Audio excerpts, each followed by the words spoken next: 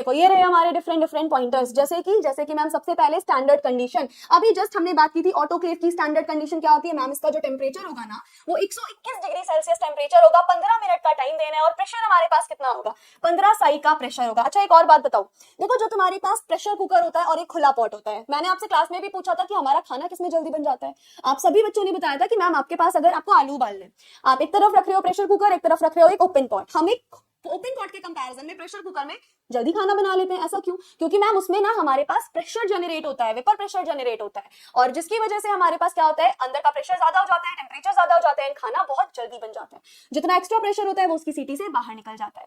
Same इसी process पे तुम्हारे ऑटोक्लेविंग ने काम किया, जिसमें हम एक एक्सट्रीमली प्रेशर का यूज करेंगे, हाई वेपर प्रेशर का यूज होगा, एक्स्ट्रा प्रेशर आपका निकल जाएगा और बहुत फास्ट होता है। ड्राई हीट के कंपैरिजन में ये वाला प्रोसेस जो था वो हमारा बहुत जल्दी भी होता था और बहुत एफिशिएंट भी होता था। याद आई चीजें? ये सब चीजें पढ़ा चुकी हूँ।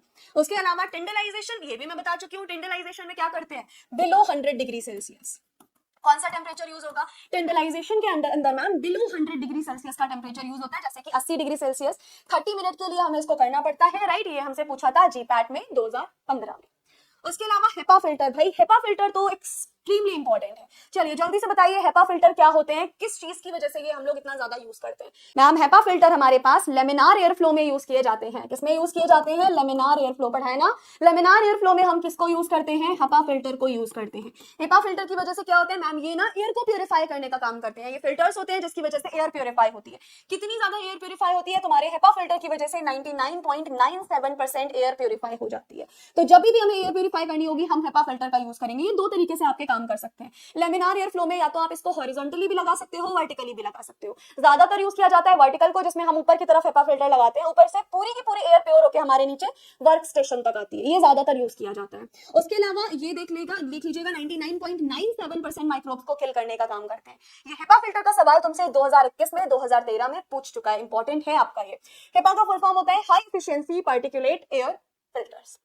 हेपा फिल्टर के अलावा बेटा एक हमारे पास होता है उल्पा फिल्टर्स।